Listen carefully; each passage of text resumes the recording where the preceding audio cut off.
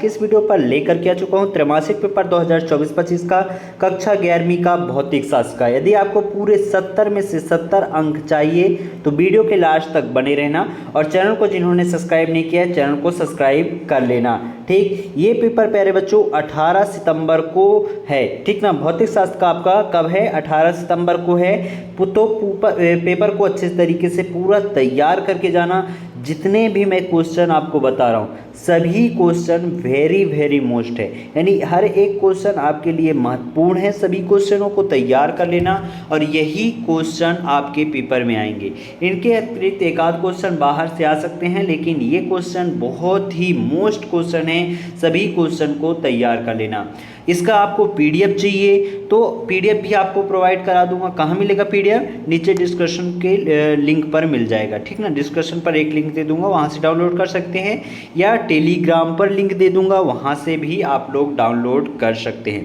तो प्यारे बच्चों एक चीज़ और बता दूँ, अभी तक चैनल को सब्सक्राइब नहीं किया और चैनल को सब्सक्राइब कर लो, बेल आइकन को प्रेस कर लो, क्योंकि आपके ऑल सब्जेक्ट के पेपर हमारे चैनल पर डलने वाले हैं। तो चलिए स्टार्ट करते हैं। तो पहला क्वेश्चन क्या है? पहला क्वेश्चन यहाँ पास देख सकते हैं, सही विकल्प चुन करके लिखिए। तो पहले का पहला है, एक प्रकाश वर्ष का मान होता है।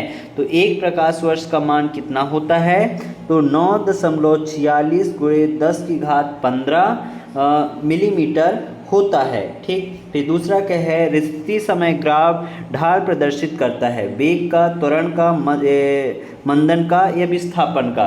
तो किसका? वेग का। ठीक, फिर अगला क्वेश्चन यहाँ पास देखिए, अगला क्वेश्चन क्या है? अगला क्वेश्चन यहाँ पास आप देख सकते हैं, निम्नलिखित में सदिश राशियों का समूह है। तो सदिश राशियों का समूह कौन सा है? दाब, वेग, बल, त्वरण, क्षेत्रफल, संवेग या जड़त्व, आघूर्ण, बल, आघूर्ण, विस्थापन, द नंबर त्वरण, दाब या क्षेत्रफल? तो इसका ब नंबर करेक्ट ऑप्शन होगा, त्वरण, क्षेत्रफल और संवेग। क्या होगा? त्वरण, क्षेत्रफल और संवेग। फिर अगला क्वेश्चन क्या है, अधिकतम दूरी तक प्रक्षेपित करने हेतु प्रक्षेप कोण होना चाहिए। तो कितना? 45 डिग्री, ब नंबर 60 डिग्री, स number 90 degree, the number 0 degree. तो इसका करेक्ट ऑप्शन होगा आ नंबर 45 डिग्री। ठीक, फिर यहाँ पास देखिए अगला क्वेश्चन क्या है, राकेट नोदन आधारित है। तो राकेट नोदन किस पर आधारित है प्यारे बच्चों? द्रव संरक्षण पर, ऊर्जा संरक्षण पर, संवेग संरक्षण पर या उपरोक्त तीनों पर? तो इसका होगा ऊर्जा संरक्षण पर। जो राकेट नोदन है वो ऊर्जा संरक्षण पर आधारित है।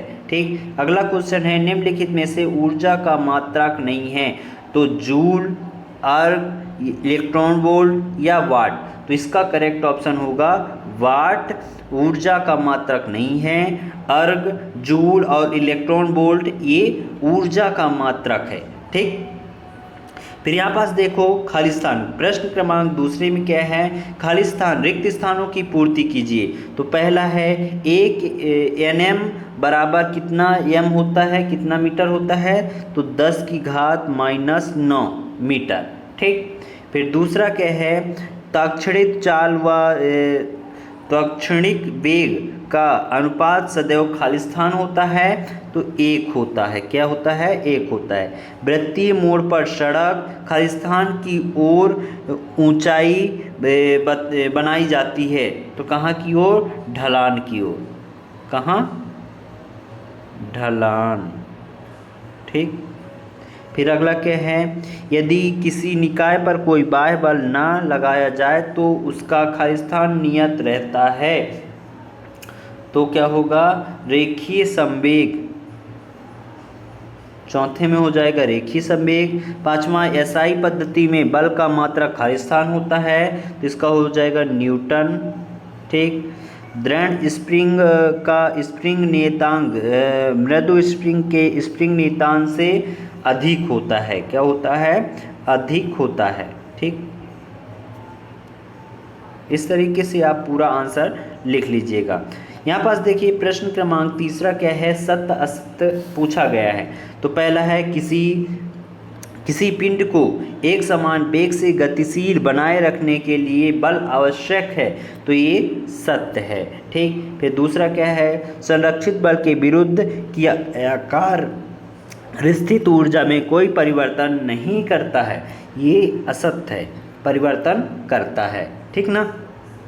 गुरुत्वीय क्षेत्र एक सदिश राशि है, ये सत्य है। ठीक, फिर अगला है ऋणात्मक त्वरण को मंद भी कहते हैं, तो ये सत्य है। ठीक, स्थिति ग्राफ का ढाल वेग प्रदर्शित करता है, सत्य है। प्रक्षेप का पथ परवलयाकार होता है, ये भी सत्य है। इस तरीके से आपको आंसर यहाँ पास मैंने बता दिया। क्वेश्चन क्रमांक चौथा क्या है, सही जोड़ी मिलान करना है। तो रेखीय संवेग, रेखीय संवेग का हो जाएगा पहले बच्चों यहाँ पे द्रव्यमान वेग। ठीक ना। फिर विमाहीन राशि, तो विमाहीन राशि का हो जाएगा विकृति। ठीक, फिर आपेक्षिक घनत्व, तो आपेक्षिक घनत्व का हो जाएगा MLT0। ठीक, फिर परसेक, परसेक का क्या होगा, ये नंबर 3.08 गुणे 10 की घात 16 मीटर। ठीक, आवृत्ति की विमा, इसका हो जाएगा ये D नंबर M0 L0 और T-1। ठीक, इस तरीके से आप सही जोड़ी का मिलान कर सकते हैं। फिर अगला क्वेश्चन क्या है, एक वाक्य में उत्तर दीजिए। ठीक, तो VT ग्राफ के अंतर्गत आने वाला क्षेत्रफल क्या व्यक्त करता है, तो विस्थापन व्यक्त करता है। क्या व्यक्त करता है, विस्थापन। ठीक, अगला क्या है, शून्य सदिश किसे कहते हैं, तो शून्य सदिश किसे कहते हैं, तो लिखिएगा जिस सदिश का परिमाण शून्य होता है उसे शून्य सदिश कहते हैं। ठीक, अगला क्या है, पानी पर तैरते हुए m द्रव्यमान के एक कर्क पर नेट बल का मान कितना होता है, तो इसका होगा शून्य। कितना होगा, शून्य होगा। अगला क्वेश्चन है रॉकेट नोजल किस नियम पर आधारित है, तो रॉकेट नोजल संवेग संरक्षण पर आधारित है। ठीक, संवेग संरक्षण। फिर अगला क्वेश्चन यहाँ पास देखिए, अगला क्वेश्चन है कोई गाड़ी 90 किलोमीटर प्रति की चाल से चल रही है, तो 15 में यह कितने मीटर चलेगी, तो 22.5 मीटर। ठीक, अगला क्वेश्चन यहाँ पास देखिए, अगला क्वेश्चन है सदिशों के योग संबंधित त्रिभुज नियम लिखिए, या यहाँ पास इसके अथवा में है किसी सदिश A को किसी XY समतल में वियोजित करके लिखिए। ये 2 नंबर का क्वेश्चन है। सदिशों के योग के संबंधित त्रिभुज नियम, एक गुणा से संबंधित, एक भाग से संबंधित 3-4 हैं। ये क्वेश्चन बहुत ही महत्वपूर्ण है, इसको अच्छे से तैयार कर लेना। अगला क्वेश्चन है विमीय विश्लेषण की सीमाएं लिखिए अथवा विमीय विश्लेषण का उपयोग लिखिए। ये दोनों भी क्वेश्चन बहुत ही महत्वपूर्ण है, इसके आंसर मैं आपको बता रहा हूँ जस्ट।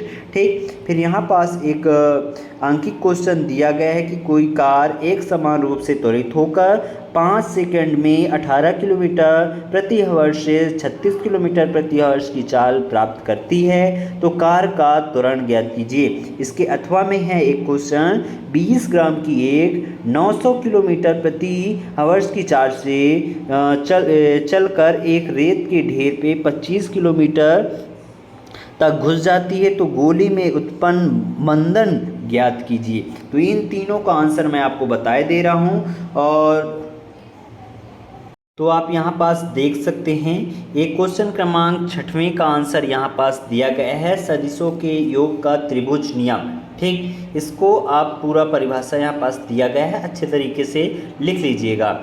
अगला क्वेश्चन क्या है, अगला क्वेश्चन यहाँ पास आप देख सकते हैं। अगला ये 7वां क्वेश्चन का आंसर यहाँ पास दिया गया है। ठीक, 7वें क्वेश्चन का आंसर है।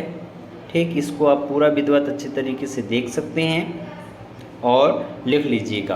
क्वेश्चन क्रमांक 8वां जो आंकिक प्रश्न दिया गया है उसका आंसर यहाँ पास दिया गया है।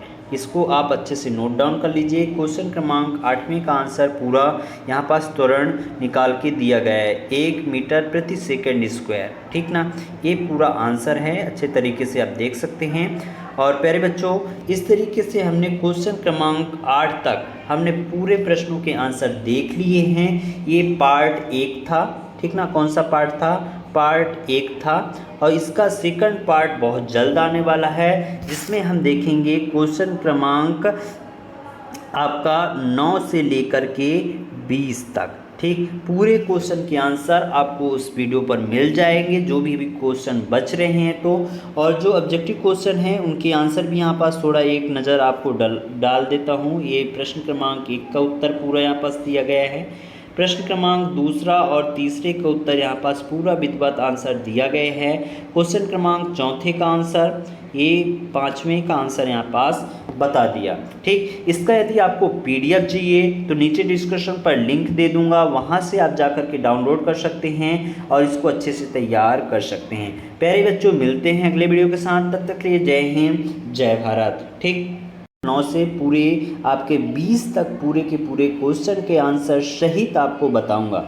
यदि आपको पूरे 70 में से 70 अंक पूरे चाहिए तो वीडियो के लास्ट तक बने रहना। इसका PDF आपको चाहिए प्यारे बच्चों तो नीचे डिस्क्रिप्शन पर लिंक दे दूंगा, वहां से डाउनलोड कर सकते हैं, या टेलीग्राम का चैनल का भी लिंक दे दूंगा, वहां भी आपको मिल जाएगा। व्हाट्सएप ग्रुप का भी आपको नंबर बता देता हूं, आप लिख लीजिए 62 67 68 54 99। ये हमारा व्हाट्सएप नंबर है, आप SMS कर सकते हैं और हम आपको चैनल एक ग्रुप में जोड़ देंगे, जिससे आपको हमेशा वीडियो टाइम पर मिलता रहेगा। चैनल को जिन्होंने अभी तक सब्सक्राइब नहीं किया, चैनल को सब्सक्राइब कर लो, बेल आइकन को प्रेस कर लो और इस वीडियो को जितना हो सके अपने दोस्तों में शेयर कर दो।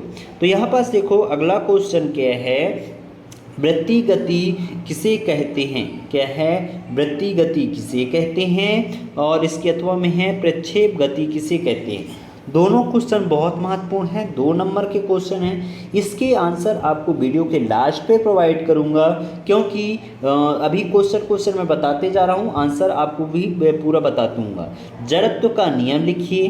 ठीक, अथवा में है संवेग संरक्षण का नियम लिखिए। तो जड़त्व का नियम या संवेग संरक्षण का नियम, दोनों में से कोई एक का आंसर मैं आपको बता दूंगा। ठीक, फिर यहाँ पास देखिए अगला क्वेश्चन, क्रिकेट में खिलाड़ी कैच लेते समय अपने हाथ को पीछे क्यों खींच लेते हैं? और इसके अथवा में है पहिए में बाल बेयरिंग का उपयोग क्यों किया जाता है? ये दोनों क्वेश्चन बहुत महत्वपूर्ण हैं, वेरी मोस्ट क्वेश्चन हैं, अच्छे से तैयार करके जाना। अगला क्वेश्चन है घर्षण से होने वाले लाभ या हानि बताइए, या इसके अथवा में है घर्षण को कम करने तथा बढ़ाने का उपाय लिखिए। तो पहले क्वेश्चन क्रमांक 12वें तक का आंसर देख लेते हैं, फिर इसके बाद आगे बढ़ते हैं। ठीक, तो क्वेश्चन क्रमांक 9वें का क्वेश्चन क्या था कि वृत्तीय गति किसे कहते हैं? तो वृत्तीय गति की परिभाषा यहाँ पास दी गई है। क्या है वृत्तीय गति? जब कोई वस्तु वृत्ताकार पथ पर गति करता है तो उस वस्तु की गति को वृत्तीय गति कहते हैं। ठीक, फिर यहाँ पास प्रश्न क्रमांक 11वां क्या है? यहाँ पास आप देख सकते हैं आंसर पूरा दिया गया है कि जड़त्व का नियम वाला था, तो 10वां का आंसर। ठीक ना, जड़त्व का नियम, कोई वस्तु स्थिर हो या समान गति से चल रही हो तो वह उस समय तक स्थिर अथवा गति करती रहेगी जब तक उस पर कोई असंतुलित बल ना लगाया जाए। ठीक, फिर अगले क्रम में आप पास देखिए प्रश्न क्रमांक 11 क्या था कि जब गेंद कोई खिलाड़ी गेंद को कैच करता है तो पीछे हाथ क्यों चली जाती है? तो उसी का आंसर यहाँ पास पूरा दिया गया है, प्रश्न क्रमांक 11 का आंसर। इसको आप अच्छे तरीके से लिख सकते हैं या वीडियो को रोक करके अच्छे से तैयार कर सकते हैं। ठीक, फिर अगला क्वेश्चन यहाँ पास देखिए, घर्षण से लाभ और घर्षण से हानि। घर्षण से लाभ और घर्षण से हानि यहाँ पास दी गई है, इसको आप अच्छे तरीके से याद कर सकते हैं। ठीक, ये है क्वेश्चन क्रमांक 12वें का आंसर प्यारे बच्चों। ठीक, घर्षण से लाभ और घर्षण से हानि का। ठीक, फिर यहाँ पास आप देख सकते हैं बच्चों अगला क्वेश्चन, भौतिक समीकरण V square plus U square plus 2as की शुद्धता की जांच कीजिए।